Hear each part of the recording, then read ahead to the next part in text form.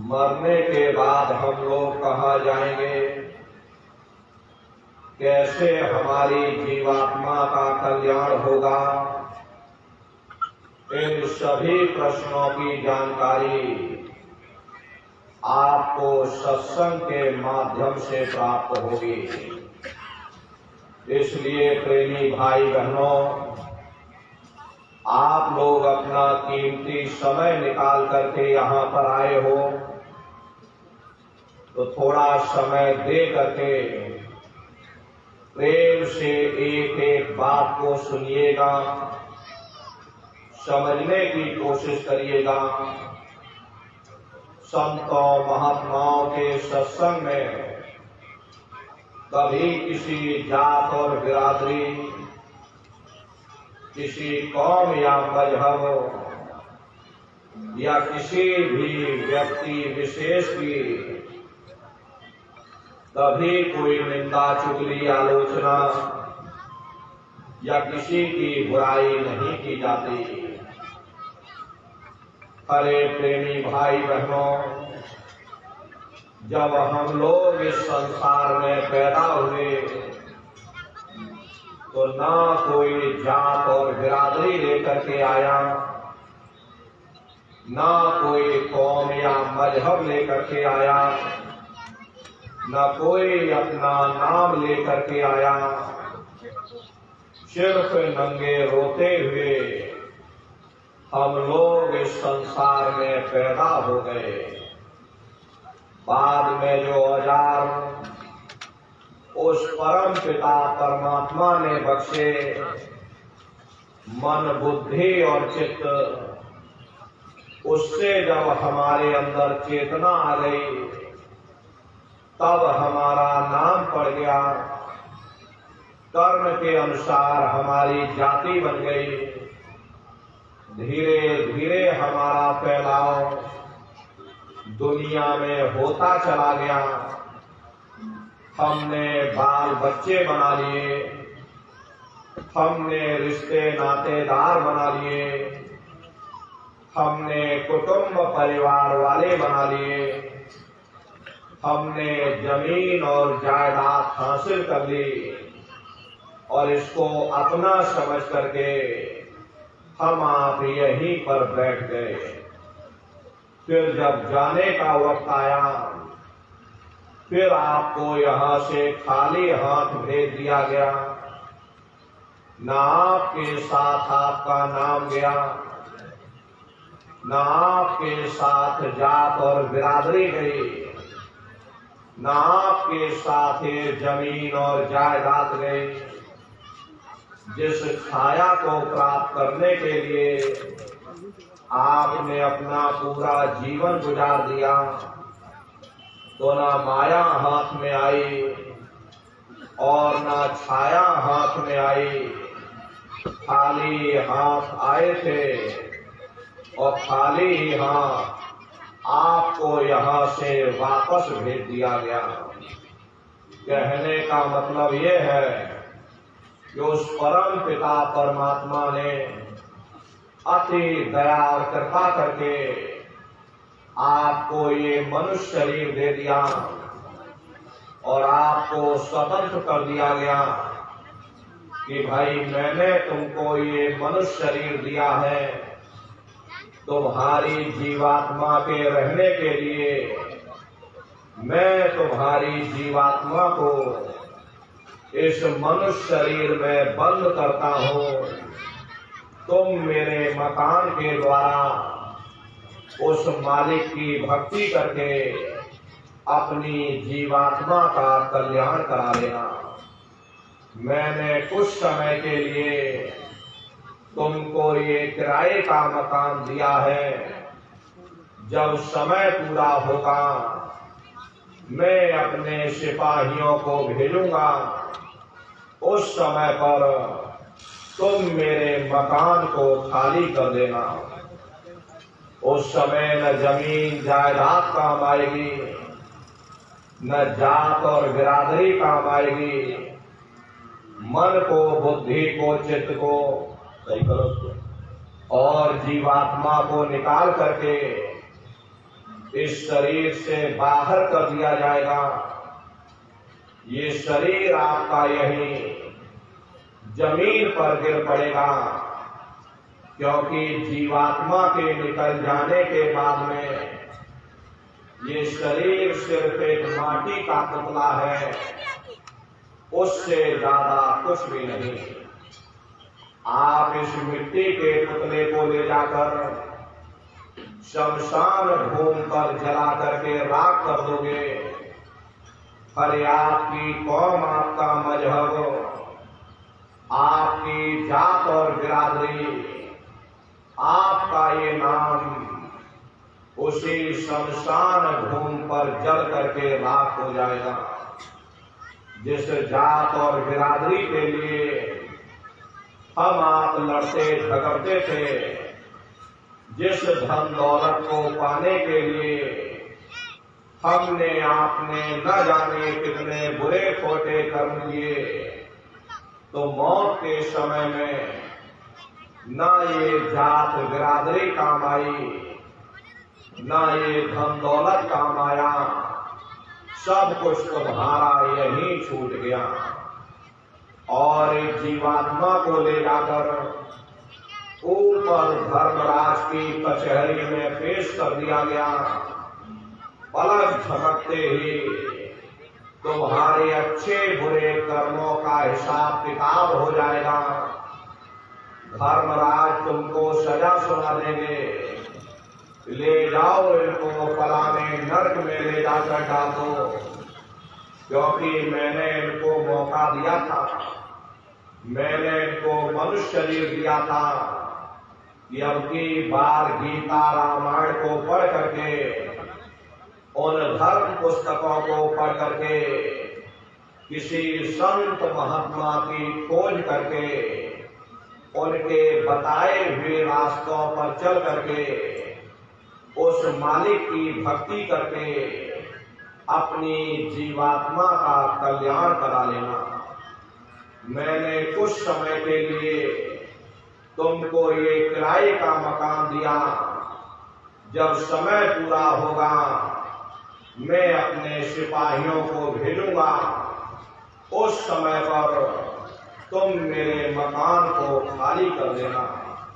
हरे प्रेमी भाई बहनों, इस दुनिया में हित मित्र भाई बंधु रिश्ते नातेदार कुटुंब परिवार वाले, इनमें से कोई भी चीज तुम्हारी जीवात्मा को इस अधोगति से बचा नहीं सकती।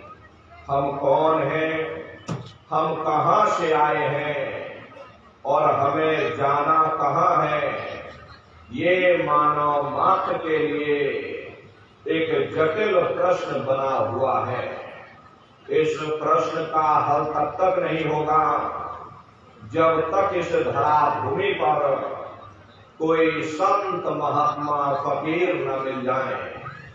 इसीलिए वह मालिक अति दया और कृपा करके संतों महात्माओं को इस धरा धाम पर भेजते हैं।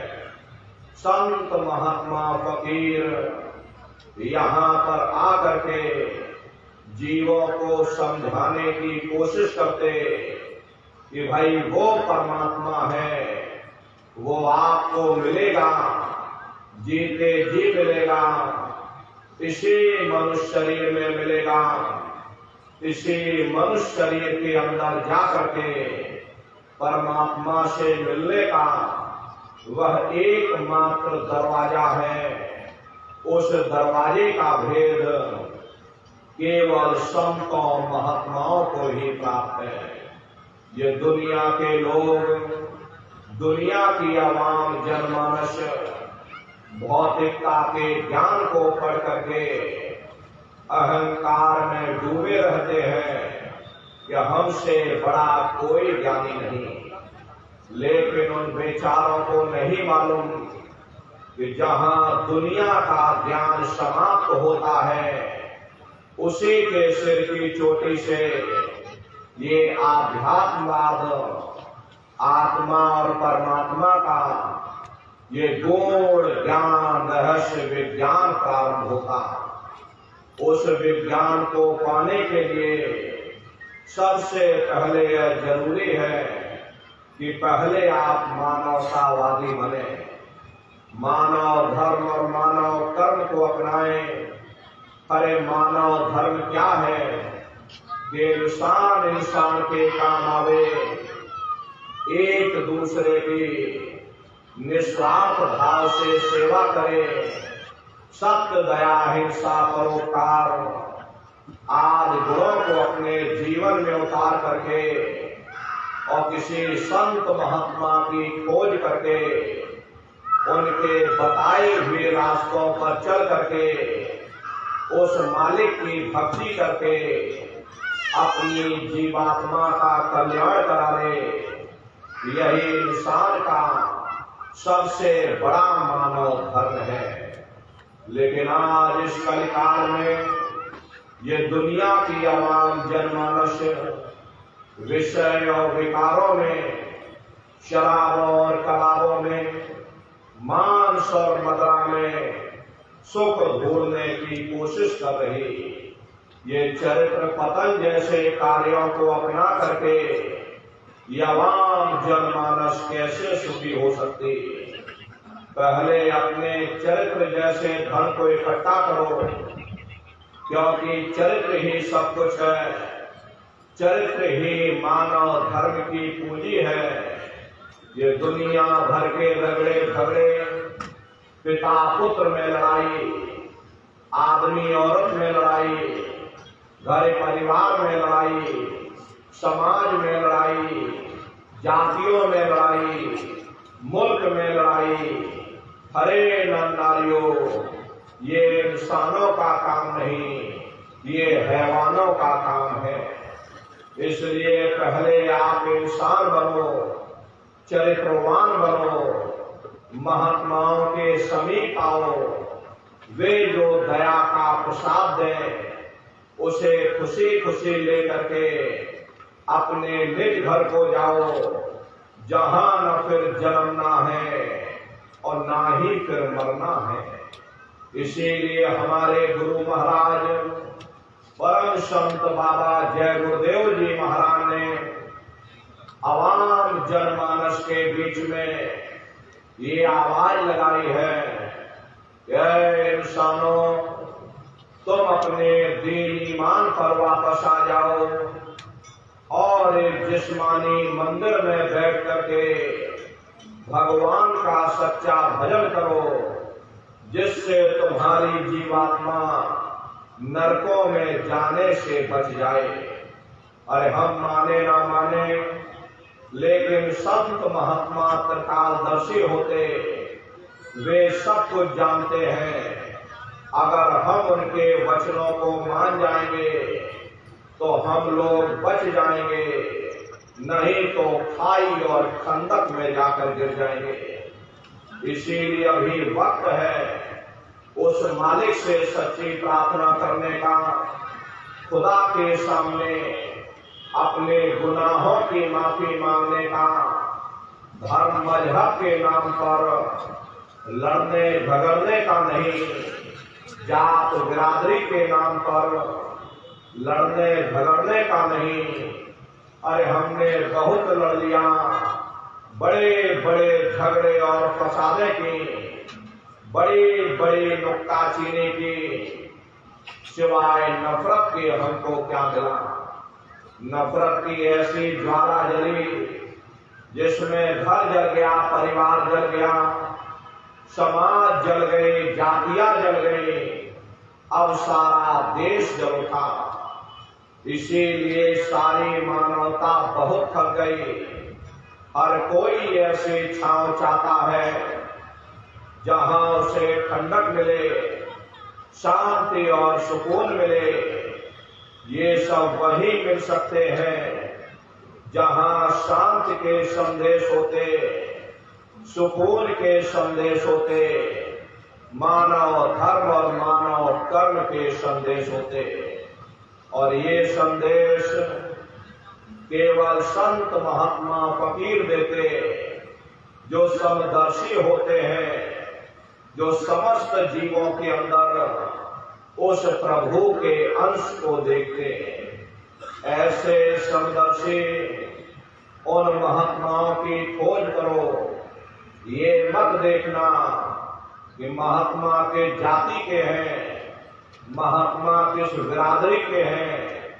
अरे जातियां कर्म के अनुसार बनाई गई, जन्म के अनुसार नहीं। मनुष्य की एक ही जाति है, वो है मानव जाति। और इसी मानव जामे में बैठ करके हमें उस मालिक की भक्ति करनी है। हरे नर नारियों, सुपच जात के भंगी थे, रैदास जी जात के हरजन थे, मीराबाई जात की छत्रणी थी। अगर वे सब उस मालिक को प्राप्त कर सकते हैं तो आप भी उस मालिक को प्राप्त कर सकते हो। लेकिन बगैर महात्माओं के, बगैर मुर्शिद के कोई भी जीव इस संसार समुद्र से ना कोई पार हुआ और ना ही कोई हो सकता। ये समुद्र ऐसा है जिसके न इस किनारे का पता न उस किनारे का पता कोई नहीं जान सकता। ये दुनिया कब बनी, कितनी बार प्रलय और महाप्रलय हो गई, लेकिन इतना जरूर मालूम है कि जिस दिन से दुनिया बनी हम लोग यहीं पर भटका खा रहे। अगर इधर से हवा चली तो नैया हमारी उधर चली गई, और अगर उधर से हवा चल गई तो हमारी नैया डगमगाते हुए इधर चली गई। न जाने कितने युग और कल्प बीत गए, लेकिन हमारी ये नैया आज तक इस भव सागर से किनारे नहीं लगी। इसलिए नारियों, सौभाग्य से वक्त का इतना बड़ा वरदान आपको मिला, ये मानव तन आपको मिल गया। न जाने किस महात्मा की दया हो गई, न जाने कौन से जन्म जन्मांतरों के शुभ पुण्य कर्मोदय हो गए, जो आपको ये मनुष्य शरीर मिल गया। अरे अब की बार मौका मिल गया है, समय रहते हुए अपनी जीवात्मा के कल्याण के लिए थोड़ा बहुत विचार करिएगा, वरना ये समय तुम्हारा निकलता चला जा। मिले न देह तुमको, बनाओ काश को सपना, पचो मत आए जग में, जानियो रैन का सपना। हरे प्रेमी भाई बहनों, जैसे रात में हम लोग स्वप्न देखते हैं, हालांकि उस समय पर हमें स्वप्न सच मालूम पड़ता, असली प्रतीत मालूम होता। लेकिन जब हम सुबह उठते हैं, जब हमारी आंखें खुलती हैं, तब हमें होश आता कि नहीं भाई, हम तो स्वप्न देख रहे थे, ये सब भ्रम है। ठीक उसी प्रकार से ये दुनिया भी 10-20-100 साल का स्वप्न है। अब आप कहोगे हम जाग रहे, परंतु प्रेमी भाई बहनों, ऐसा हरगिज नहीं है। जिस दिन मौत का वक्त आएगा, अरे आप रोगे, हाय हाय करके चिल्लाओगे कि हाय, हमने सारी जिंदगी यूं ही स्वप्न में गुजार दी, जागने का समय तो अभी आया था, जो कुछ करना था अभी करना था। लेकिन प्रेमी भाई बहनों, अब पछताए हो क्या, जब चिड़िया चुग गई खेत। महात्मा प्रेम से जीवों को समझाते कि भाई देह और ग्रेह सब झूठा, भरम में काहे को खपना, ये घर बार हमारा अपना नहीं, हरे पराया देश है। ये सराय खाना है, ये मुसाफिर खाना है, ये शरीर भी तुम्हारा अपना नहीं, ये भी काल का पिंजरा है, किराए का मकान है, पराया मकान है। किसी को 40-50 साल के लिए मिला, किसी को 80-90-100 साल के लिए मिल गया। पर जितने जितने श्वास उस मालिक ने बख्शे हैं, उसे भुगतने के बाद में हमें शरीर को यही छोड़ जाना। श्वास दुधारा नित्य ही जारी, एक दिन खाली चांद। हरे प्रेमी भाई बहनों, एक तालाब पानी से चाहे कितना भी क्यों न भरा हो, आप एक छोटी सी नाली काट कर खोल दीजिए तो सारा पानी ही तालाब से बाहर निकल जाएगा। ठीक उसी प्रकार से हमारा ये शरीर भी श्वासों का भंडार है।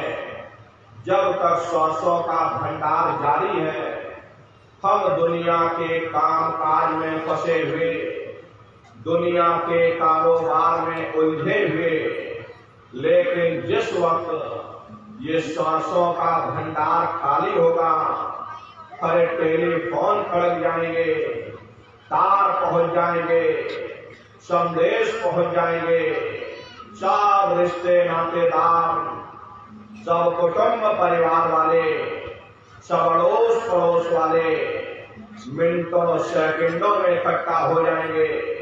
हरे प्रेमी भाई बहनों, मामूली कष्ट नहीं होता। मौत के समय में घनघोर पीड़ा होती है। सहजो भाई ने उस पीड़ा को बयान किया कि सहजो मौतें आईया, अंगे अंग दिया तोड़ और हिया जरे छाती फटे, उठे पीर घनघोर। गुरु महाराज सत्संग में फरमाते थे कि जैसे 1 लाख बिच्छू एक साथ हमारी जिस्म पर डंक मारे, उससे भी लाखों करोड़ों गुना ज्यादा मौत के समय में दर्द होता। जब मृत्यु आती है तो किस तरह से प्राण निकलते हैं, प्राणों के निकलने की क्या प्रक्रिया होती है, जरा उसे भी आप लोग समझ लीजिए। देखो प्रेमी भाई बहनों, जैसे संसार में महाप्रलय आती, महाप्रलय के समय क्या होता, सबसे पहले पूरी पृथ्वी रह जाती। ये पृथ्वी पानी में घुल करके और पानी बन जाती है। मानव सृष्टि की प्रलय एक बड़ी कयामत है और शरीर की प्रलय छोटी कयामत है। तो जैसे ही मौत आएगी, सबसे पहले गुदा चक्र टूटेगा, सिमटत भास श्वास उठ जावे, प्राणपति जब सिमट समावे। उस समय हमारी श्वासें रुक जाएंगी, शरीर की चेतना पीछे सिमटने लगेगी, तो सबसे पहले गुदा चक्र ही टूटेगा, क्योंकि गुदा चक्र में पृथ्वी का वास होता। गुदा चक्र टूट करके ऊपर इंद्रिय चक्र में समा जाएगा। इंद्रिय चक्र में जल का वास होता, यानी जल में पृथ्वी को खोल दिया। फिर जब इंद्रिय चक्र टूटेगा तो ऊपर नाभि चक्र में समा जाएगा। नाभि चक्र में अग्नि का वास होता, यानी अग्नि ने फिर जल को सुखा दिया। ये नीचे से छिड़काव होता है। फिर जब ये नाभि चक्र टूटेगा तो हृदय चक्र में समा जाएगा।